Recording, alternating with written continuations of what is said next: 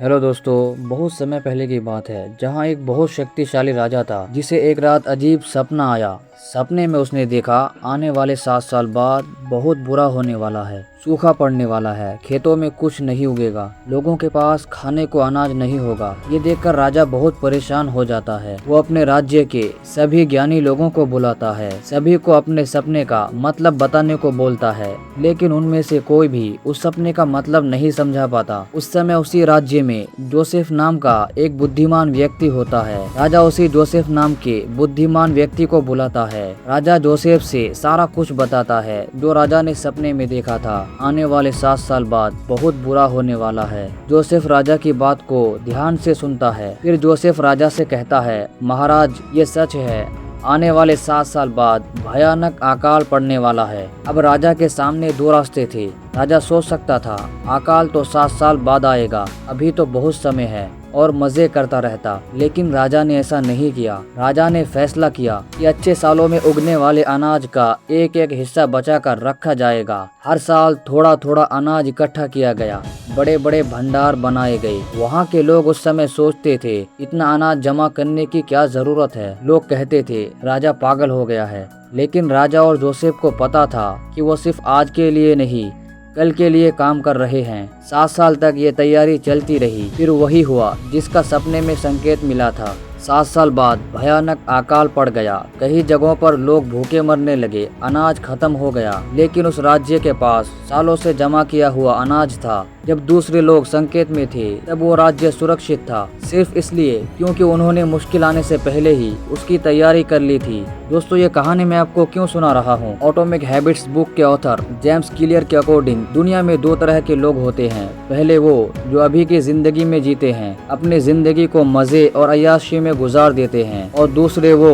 जो अपनी जिंदगी को पहले से ही डिजाइन करते हैं ताकि मुश्किल समय में उसे कोई प्रॉब्लम ना हो। अगर वो राजा चाहता तो ये सोच सकता था अकाल तो 7 साल बाद आएगा, अभी तो बहुत समय है, और मजे करता रहता। लेकिन राजा ने ऐसा नहीं किया। उसने फ्यूचर की तैयारी की, और जब अकाल पड़ गया तो बाकी राज्य में लोग भूखे मरने लगे। लेकिन राजा को कोई भी फर्क नहीं पड़ा। लेकिन एक सवाल है, अगर फ्यूचर को डिजाइन करना इतना जरूरी है तो फिर ज्यादातर लोग ऐसा क्यों नहीं कर पाते?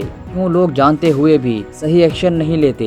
इसका जवाब हमें एटॉमिक हैबिट्स के दूसरे लेसन में मिलता है। नेक्स्ट आता है आइडेंटिटी। क्योंकि प्रॉब्लम एक्शन में नहीं होती, प्रॉब्लम आइडेंटिटी में होती है। कई सालों तक दुनिया भर के एक्सपर्ट्स मानते थे कि इंसान 1 माइल को 4 मिनट से कम समय में नहीं दौड़ सकता। डॉक्टर्स कहते थे शरीर टूट जाएगा, दिल पर बहुत प्रेशर पड़ेगा, ये इम्पॉसिबल है। एथलीट्स भी इसी बात पर विश्वास करते थे। सबकी आइडेंटिटी बन चुकी थी, हम 4 मिनट के अंदर 1 माइल नहीं दौड़ सकते। फिर क्या हुआ? रॉगर बेनिस्टर ने सोचा। रॉगर बेनिस्टर एक ब्रिटिश एथलीट और डॉक्टर थे। रॉगर बेनिस्टर ने सोचा हो सकता है ये पॉसिबल हो सकता है ये इम्पॉसिबल ना हो। उसने अपनी आइडेंटिटी बदली। उसने खुद को ऐसा इंसान माना जो 4 मिनट बैरियर को तोड़ सकता है। उसने रोज ट्रेनिंग की, रोज प्रैक्टिस की, और 1954 में उसने 1 माइल को 3 मिनट 59 सेकंड में दौड़कर दुनिया का रिकॉर्ड तोड़ दिया। उन्हें दुनिया इसलिए याद करती है क्योंकि 6 मई 1954 को उन्होंने पहली बार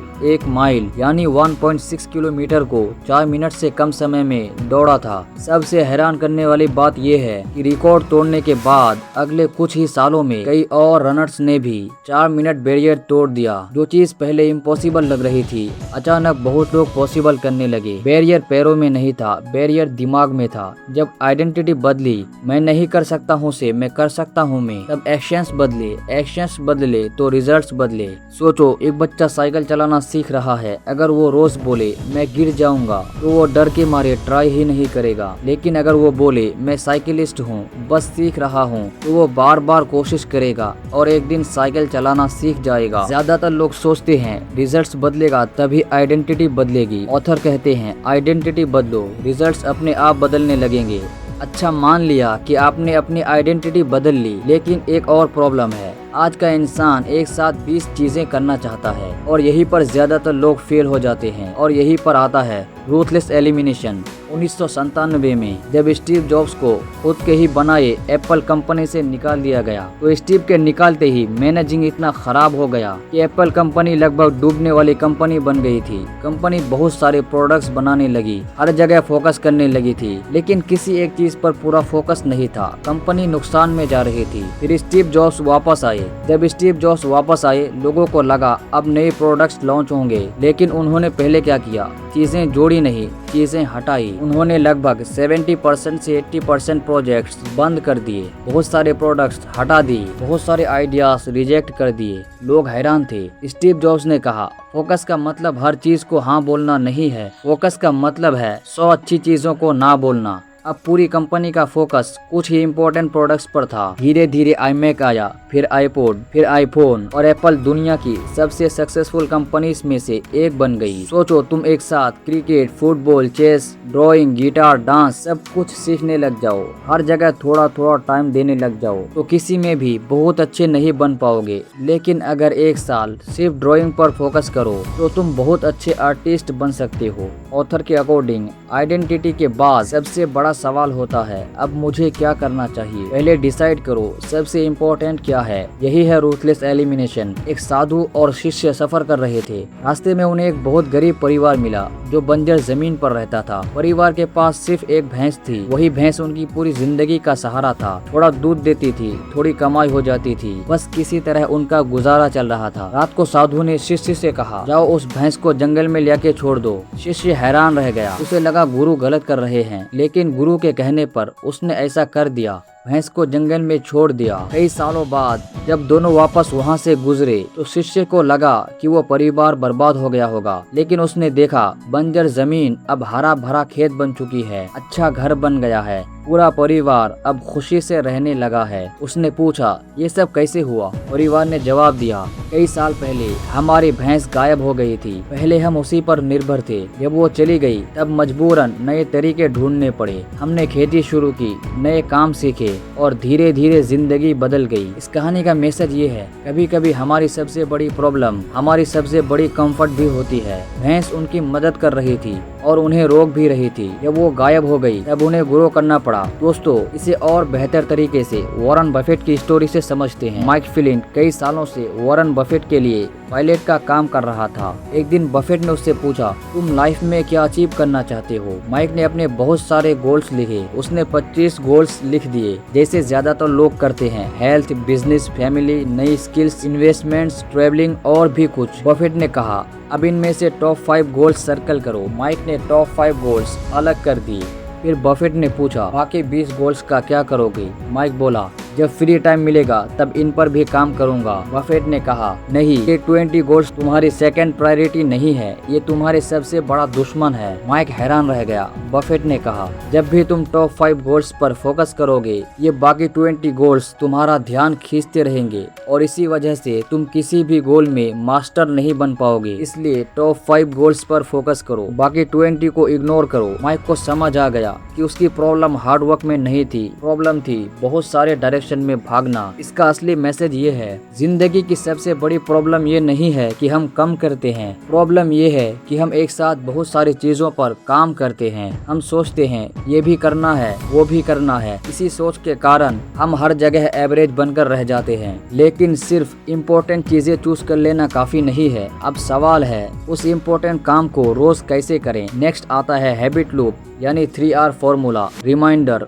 रूटीन, रिवॉर्ड। दोस्तों, 1900 के आसपास अमेरिका में बहुत कम लोग रोज दांत साफ करते थे। टूथब्रश और टूथपेस्ट मौजूद थे, लेकिन लोगों को लगता था जरूरत ही क्या है। कंपनीज टूथपेस्ट बेचने की बहुत कोशिश कर रही थी, लेकिन ज्यादा सफलता नहीं मिल रही थी। तब क्लाउड हॉपकिंस नाम के एडवर्टाइजर को बुलाया गया। उसने लोगों की एक छोटी सी आदत नोटिस की। दिन भर में जब लोग जीभ को दांतों पर फिराते हैं तो उन्हें एक हल्की चिपचिपी परत महसूस होती है। ये नॉर्मल बात थी, पहले किसी ने इस पर ध्यान नहीं दिया था। हॉपकिंस ने क्या किया? उसने एडवर्टीजमेंट में लिखना शुरू किया, अपने दांतों पर उंगली या जीभ फिराओ, क्या आपको ये परत महसूस हो रही है? अब लोग पहली बार उस परत को नोटिस करने लगे। यही बना रिमाइंडर, दांतों की परत देखना। फिर ऐड कहता था, पेप्सोडेंट से ब्रश करो।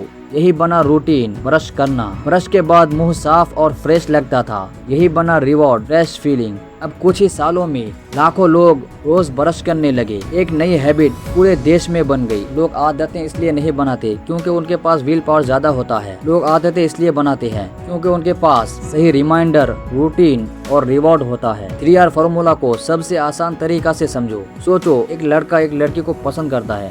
एक दिन लड़की का मैसेज आता है, हाय। उनकी नोटिफिकेशन देखते ही लड़के का ध्यान उधर चला जाता है। यह है रिमाइंडर, यानी वो चीज जो तुम्हारे दिमाग को सिग्नल देती है अब कुछ करना है। नोटिफिकेशन देखकर लड़का तुरंत फोन खोलता है और मैसेज पढ़ता है, फिर रिप्लाई करता है। यह है रूटीन, यानी एक्चुअल काम जो तुम कर रहे हो। लड़की रिप्लाई करती है, तुमसे बात करके अच्छा लगता है। लड़का खुश हो जाता है, दिमाग डोपामिन रिलीज करता है।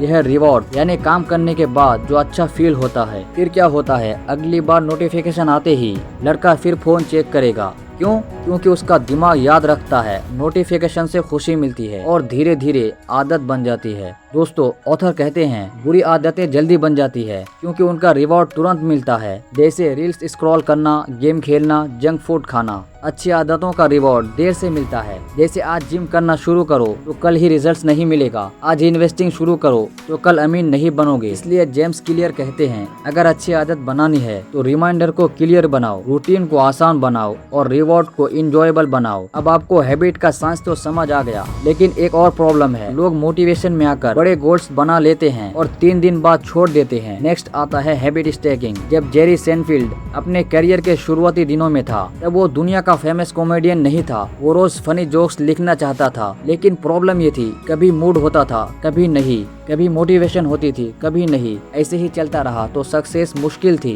एक दिन उसने एक सिंपल रूल बनाया। उसने दीवार पर एक बड़ा कैलेंडर लगाया। रूल बहुत सिंपल था, रोज सिर्फ एक काम करना है, रोज थोड़ा सा जोक लिखना है, चाहे एक ही लाइन क्यों ना हो। जिस दिन वो लिखता, कैलेंडर पर बड़ा सा क्रॉस टिक लगा देता। धीरे धीरे क्रॉस की एक चेन बन गई और उसका गोल बेस्ट जोक लिखना नहीं था, उसका गोल था किसी भी हालत में ये चेन न टूटे। रोज के छोटे एक्शंस जमा होते गए, एक दिन, एक हफ्ते, एक महीने, एक साल, और वही छोटी डेली हैबिट्स उसके करियर की फाउंडेशन बन गई। आगे चलकर वो दुनिया के सबसे सक्सेसफुल कॉमेडियंस में से एक बना। जेरी ने हैबिट को मोटिवेशन से नहीं जोड़ा, उसने हैबिट को कैलेंडर देखने से जोड़ दिया। कैलेंडर देखना, जोक लिखना, क्रॉस लगाना, अच्छा फील करना, यानी एक हैबिट को दूसरे हैबिट के साथ जोड़ देना। यही है हैबिट स्टैकिंग। बड़ी आदतें एक बड़ी डिसीजन से नहीं, बल्कि रोज के छोटे और रिपीट होने वाले एक्शन से बनती है। दोस्तों, इसे और आसान स्टोरी से समझते हैं। एक आदमी एक मोटिवेशनल स्पीकर के पास गया। उसने कहा, मैं राइटर बनना चाहता हूँ। स्पीकर ने पूछा, अच्छा रोज कितना लिखते हो?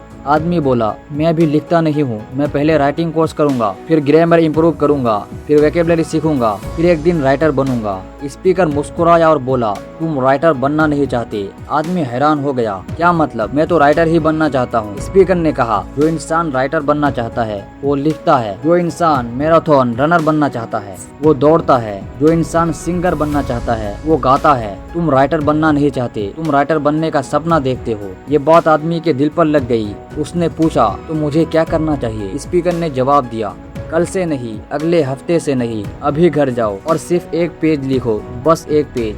आदमी ने एक पेज लिखा। अगले दिन फिर एक पेज, फिर एक पेज, फिर एक पेज। कुछ महीनों बाद धीरे धीरे वही आदमी राइटर बन गया। उस आदमी की प्रॉब्लम टैलेंट की नहीं थी, उसकी प्रॉब्लम थी, मैं पहले परफेक्ट बनूंगा फिर शुरू करूंगा। लेकिन सक्सेस का फॉर्मूला उल्टा है, पहले शुरू करो फिर धीरे धीरे बेटर बनो। अगर तुम डेली सिर्फ 1% बेहतर बनते हो तो साल के अंत में तुम अभी जो हो उससे लगभग 38 गुना से भी ज्यादा बेहतर बन जाओगे। अब फैसला आपके हाथ में है, सोचते रहोगे या डेली 1% इम्प्रूव करोगे। जोसेफ ने फ्यूचर को डिजाइन किया, रॉगर बेनिस्टन ने आइडेंटिटी बदली, भैंस वाली कहानी ने सिखाया कि बेकार चीजों को हटाना पड़ता है। 3R फॉर्मूला ने बताया कि हैबिट्स बनती कैसे है, और छोटे स्टेप्स ने दिखाया कि बदलाव आता कैसे है। आज से 1 साल बाद आपकी जिंदगी कैसी होगी ये आपके बड़े डिसीजन नहीं बल्कि आज की छोटी आदतें डिसाइड करेगी। दोस्तों, ये सारी बात मैंने आपको एटॉमिक हैबिट्स बुक से बताया। अगर आप इस बुक को परचेज करना चाहते हैं तो लिंक डिस्क्रिप्शन में है, आप चेकआउट कर सकते हैं।